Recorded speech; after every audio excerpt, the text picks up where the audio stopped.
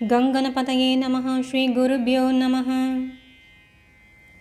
ஸ்ரீமன்னாராயணியம் தசகம் 22 தசகம் 22 மற்றும் 23 ஆறாவது பாகவத ஸ்கந்த சாரம். தசகம் 22 அஜாமிளன் மோக்ஷம். அஜாமிளோபாக்கியானம். ஹே பிரபுவே, முன்னொரு காலத்தில் அஜாமிளன் என்ற ஒரு பிராமணன் தர்ம நெறியில் வாழ்ந்து கொண்டிருந்தான். அவன் தந்தையின் உத்தரவின்படி யாகத்திற்காக காட்டிற்கு சுள்ளி பொறுக்கச் சென்றான். அங்கு குடிப்பழக்கத்துடன் குணம் கெட்ட பெண் ஒருத்தியை கண்டான். ஸ்வபாவத்தில் மிக சாந்தமாகவும் இயற்கையாக இந்திரியங்களுக்கு வசப்படாதவனாகவும் இருந்த போதிலும் அவளுடைய மோகவலையில் விழுந்து தர்மத்தை கைவிட்டான். பல கெட்ட காரியங்களை செய்தான். அவளுடன் கூடி இன்பம் அனுபவித்து கொண்டும் கிழவனாகிய பின்னும் அதர்மங்களை செய்து கொண்டிருந்தான். அவன் நாராயணா என்ற தங்கள் பெயரை கொண்ட தன் கடைசி பிள்ளையிடத்தில் அதிக ஆசை வைத்தான்.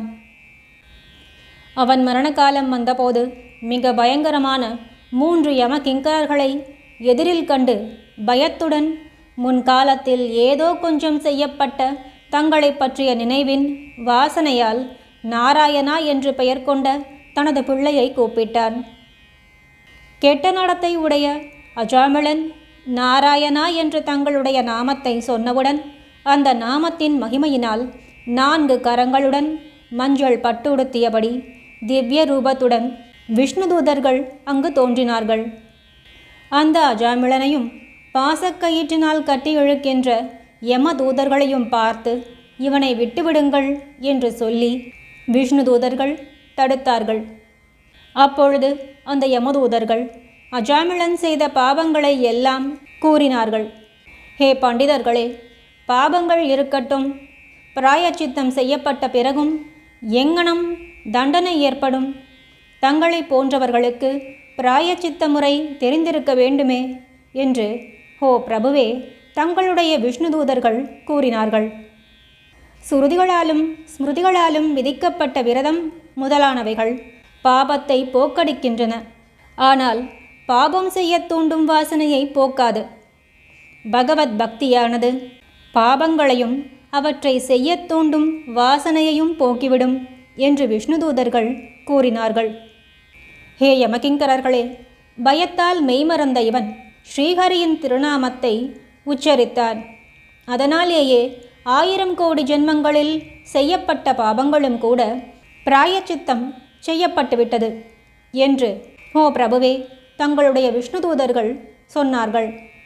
அக்னி விறகுகளை எரிப்பது போலவும் மருந்து வியாதிகளை நாசம் செய்வது போலவும் புத்திபூர்வமாய் இல்லாவிட்டாலும், அதாவது அறியாமல் சொன்னால் கூட முகுந்தனின் பெயரை சொல்லுதலால் மனிதர்களுடைய பாப கூட்டங்களை எரித்து விடுகின்றது. அதன் மகிமை அப்படிப்பட்டது என்று ஓ பிரபுவே தங்களுடைய விஷ்ணுதூதர்கள் சொன்னார்கள். இவ்வாறு சொன்னதும் யமதூதர்கள் சென்று விட்டார்கள். தங்களுடைய தூதர்களும் சென்றார்கள்.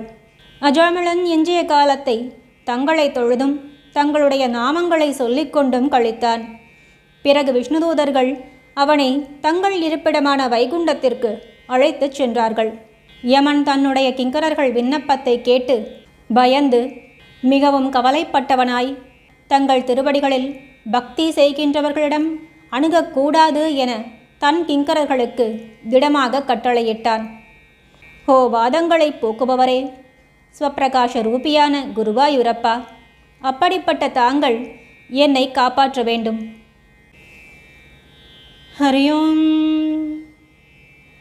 अन्यथा चरणं नास्ति त्वमेव चरणं मम तस्मात् कारुण्यभावेन रक्ष रक्ष जनार्दन.